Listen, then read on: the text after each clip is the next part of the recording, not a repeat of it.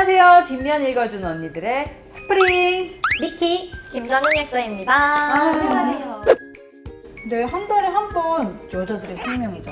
PMS라고 해서 생리 전 증후군 때문에 너무 심할 때는 구토도 하고 맞아요. 실신까지 하는 경우가 있는데, 이런 생리 전 증후군이 심한 여성들은 그 생리하는 것 자체가 너무 두려울 수 있어요. 그래서 피임약을 먹으면 어느 정도 도움이 되겠어요. 네, 실제로 이 최근 피임약은요, 사실 피임약이라는 이름이 무색하게도 말씀하신 PMS라거나 자궁 내막증, 뭐 심한 생리통, 그리고 생리 주기가 불규칙할 때 교정하는 목적으로 등등등 다양한 치료 목적으로 사용이 되기도 합니다. 그래서 이 피임약은 여성들의 삶의 질을 높이는 그런 효과적인 약이기도 하지만 제대로 알지 못하고 잘못 복용하게 되면 부작용도 겪을 수 있기 때문에 이 쉽게 구할 수 있는 만큼 제대로 알 필요가 있겠습니다. 그리고 위에 말한 부작용 말고도 가장 중요한 부작용은 앞서서 말씀드린 것처럼 혈전 관련 부작용입니다. 근데 이 혈관 안에서 피가 뭉쳐서 굳어져서 생기는 그걸 이제 혈전이라고 하는데요. 이 심각한 경우에는 사망에 이를 수도 있기 때문에 드물지만 가볍게 볼 수 있는 부작용이 아닙니다. 네. 특히 이 흡연을 하는 경우 혈전 위험성이 매우 증가하게 되기 때문에요. 35세 이상 흡연자의 경우에는 경구 피임약을 복용하지 않도록 되어 있습니다. 꼭 여쭤보고 싶은 게 있었어요. 그 피임을 제대로 하지 못한 경우에 사후 피임약을 찾는 경우가 있더라고요. 근데 청소년인 경우에는 부모님께 알려지는 거 싫고 막 두렵고 그래서 병원에도 안 가고 구입하려고 하는 경우도 있대요. 근데 사후 피임약은 어떻게 구하고 어떻게 복용을 해야 될까요? 네, 미키가 말한 사후 피임약은 응급 피임약이라고 하는 것이 좀 더 정확할 수가 있겠는데요. 이 응급 피임약은 관계 후에 72시간, 이 약에 따라서는 120시간 이내에 고용량의 복합 호르몬제를 1회 복용하게 됩니다. 네, 그래서 요즘 응급 피임약의 피임 성공률은 약 한 85% 정도라고 해요. 네, 아닙니다. 그 약학정보원에서 제품명으로 검색을 해가지고 성분 및 약품 정보를 확인할 수 있거든요. 제가 가장 잘 알려진 응급 피임약 이거를 땡레보원 이거를 제가 한번 가지고 와봤는데요. 여기 한번 볼게요. 응급 피임약 여기 있어요. 유효 성분 레보노르게스트렐 1.5mg.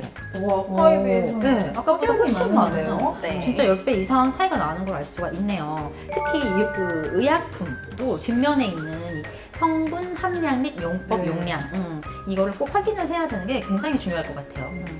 네, 응급 피임약을 복용을 하게 되면 구역구토감 때문에 토를 할 수도 있거든요. 근데 이 중요한 것은 복용하고 3시간이 지났으면 약효가 잘 흡수가 되었는데 3시간 이내에 토를 한 경우에는 즉시 다시 처방을 받아서 재복용을 하는 것이 좋습니다.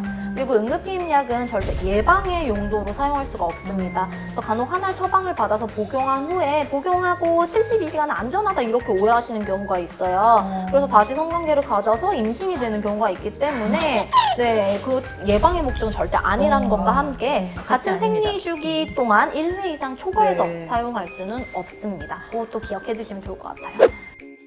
오늘 약사님께서 어마어마하게 많은 내용을 좀 알려주셨잖아요. 우리 정리담당 스프링 네. 좀 정리를 한번 싹 해주세요. 제가 정리를 해드리겠습니다. 1번, 피임약은 일반 피임약과 응급 피임약이 있다. 그리고 2번, 생리를 미루는 약도, 피임을 위한 약도 합성 여성 호르몬제이다. 3번, 일반 피임약은 일정한 시간에 21일 복용하고 7일 휴약기를 가지시면 됩니다. 그리고 4번, 응급 피임약은 일반 피임약보다 성분의 농도가 10배 이상 되는 거를 좀 기억을 해주세요. 5번, 응급 피임약은 관계 후 24시간 이내에 복용하는 것이 가장 성공률이 높고요.